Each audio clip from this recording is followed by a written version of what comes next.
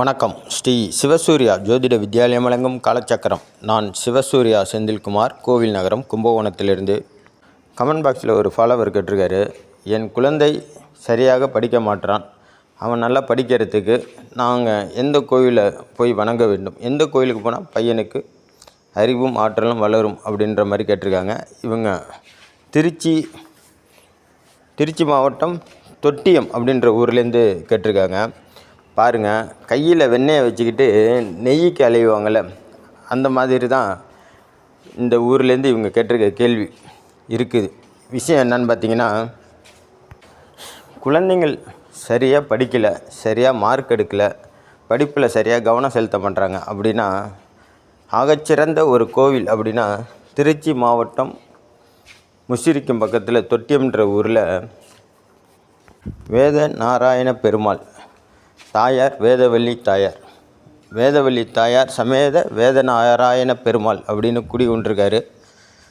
இந்த கோவிலோட வரலாறு பார்த்தோம்னா, பிரம்மனுடைய 4 வேதங்களையும் பெருமாள் தலைக்கு தலையணையாக வைத்து சயன கோலத்தில் படுத்திருப்பதாக வரலாறு கூறுது.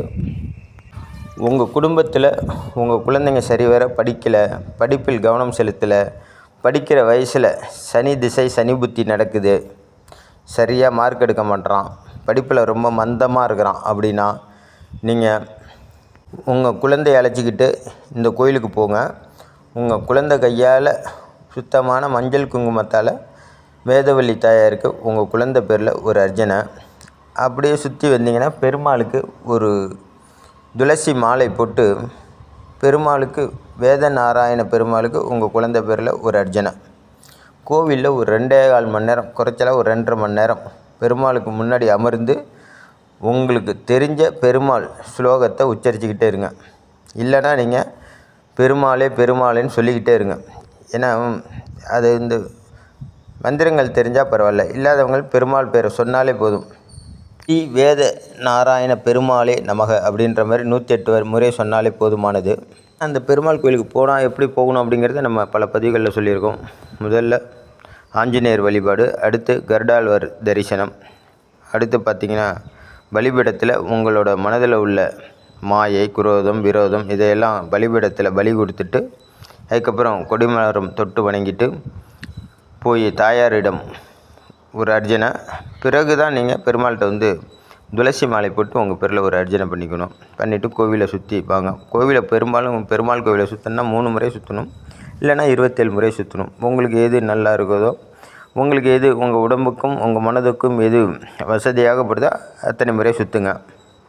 இது படிப்பு சம்பந்தப்பட்ட பரிகாரத்துக்காக நீங்கள் போகும்போது அந்த கோவிலில் வர்றவங்களுக்கு ஒரு கொயர் நோட்டு, ஒரு 11 நோட்டு வாங்கி வர்றவங்களுக்கு ஆளுக்கு ஒரு நோட்டு கொடுங்க.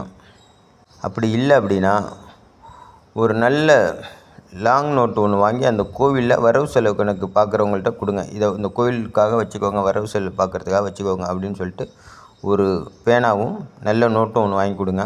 இந்த பேனாவையும் நோட்டையும் பெருமாள் பாதத்தில் வச்சு யார்கிட்ட வேணாலும் நீங்கள் அதை தானமாக கொடுக்கலாம். இந்த வரைக்கும் ஏழ்மையான குழந்தைகளுக்கு நோட்டு வாங்கி கொடுத்தீங்கன்னா ரொம்ப பரிகாரமாக இருக்கும்.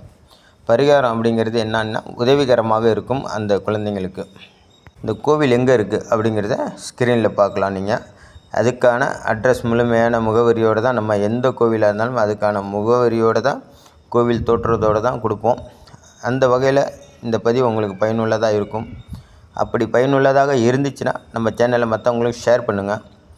இது வரைக்கும் நீங்கள் நம்ம சேனலை சப்ஸ்கிரைப் பண்ணாமல் பார்த்தீங்கன்னா தயவுசெய்து சப்ஸ்கிரைப் பண்ணி பாருங்கள். பக்கத்தில் இருக்கிற பெல் பட்டனை தட்டி விட்டுக்கோங்க. நன்றி, வணக்கம். நல்லதே நடக்கும். வாழ்க வளமுடன்.